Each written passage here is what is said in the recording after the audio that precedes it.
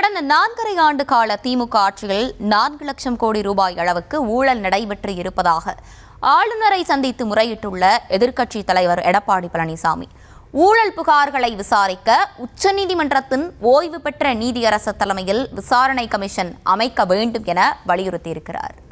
விஞ்ஞான முறையில் ஊழல் செய்யக்கூடிய கட்சி திராவிட முன்னேற்ற கழக கட்சி.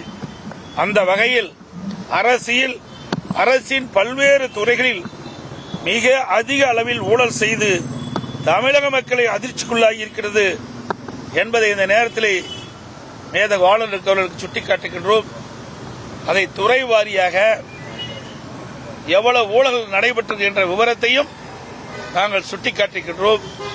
அதனுடைய விவரம் நகராட்சி நிர்வாகம் மற்றும் குடிநீர் வழங்கல் துறையில் 64,000 கோடி, ஊரக வளர்ச்சி மற்றும் பஞ்சாயத்து ராஜ் துறையில் 60,000 கோடி, சுரங்கம் மற்றும் கனிம வளத்துறையில் 60,000 கோடி, எரிசக்தி துறையில் 55,000 கோடி, கலால் வரி டாஸ்மாக் 50,000 கோடி, பத்திரப்பதிவுத்துறை 20,000 கோடி, நெடுஞ்சாலை துறையில் 20,000 கோடி, நீர் ஆதாரத்துறையில் 17,000 கோடி, சென்னை மாநகராட்சியில் 10,000 கோடி, தொழில்துறையில் 8,000 கோடி, பள்ளி கல்வித்துறையில் 5,000 கோடி, மக்கள் நல்வாழ்வுத்துறையில் 5,000 கோடி, வேளாண்மை துறையில் 5,000 கோடி, சமூக நலத்துறையில் 4,000 கோடி, உயர்கல்வித்துறையில் 1,500 கோடி, இந்து சமய அறத்துறையில் 1,000 கோடி, ஆதி திராவிட நலத்துறையில் 1,000 கோடி,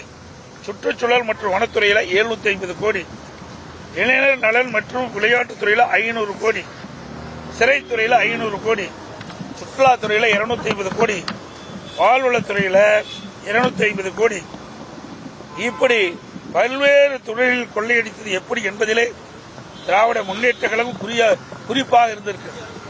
ஆட்சி நிர்வாகம் சீராக இல்லாமல் சட்ட ஒழுங்கு சந்தி சிரித்துள்ளது. மக்களுக்கு போதிய பாதுகாப்பு இல்லை. தமிழகத்தில் தொழில் துவங்க வந்த முதலீடுகள் அண்டை மாநிலத்துக்கு சென்று விட்டன. அதோடு இப்ப நாங்கள் கொடுக்கப்பட்டதில் பட்டியலில் சுமார் 4 லட்சம் கோடி இந்த 4.5 ஆண்டுகளில் திராவிட முன்னேற்ற கழக ஆட்சியில் பல்வேறு துறைகள் ஊழல் நடைபெற்றுள்ளது. அந்த ஊழல் நடைபெற்ற என்னென்ன ஆதாரங்கள் வேணுமோ அதையெல்லாம் நாங்கள் கொடுத்திருக்கின்றோம். இந்த புத்தகத்தில் முழுமையான விவரங்கள் நாங்கள் கொடுத்திருக்கிறோம். நான் குறிப்பிட்ட துறைகளில் ஒவ்வொரு துறையிலும் எத்தனை ஆயிரம் கோடி ஊழல் நடைபெற்றது என்ற விவரம் முழுமையாக இந்த புத்தகத்தில் இடம்பெற்றிருக்கிறது, ஆதாரத்தோடு இடம்பெற்றிருக்கிறது. இதை மாண்புமிகு மேதகு ஆளுநருக்கு கொடுத்திருக்கிறோம். ஆளுநர் அவரிடத்திலும் கோரிக்கை வைத்திருக்கின்றோம். இந்த 4.5 ஆண்டு காலத்தில் பல்வேறு துறைகளில் நடைபெற்ற 4 லட்சம் கோடியை இதை ஒரு விசாரணை கமிஷன் அமைத்து விசாரிக்க வேண்டும். இந்த விசாரணை கமிஷனுக்கு உச்சநீதிமன்ற ஓய்வு பெற்ற நீதிபதியை நியமிக்க வேண்டும் என்று கோரிக்கை வைத்திருக்கிறார்.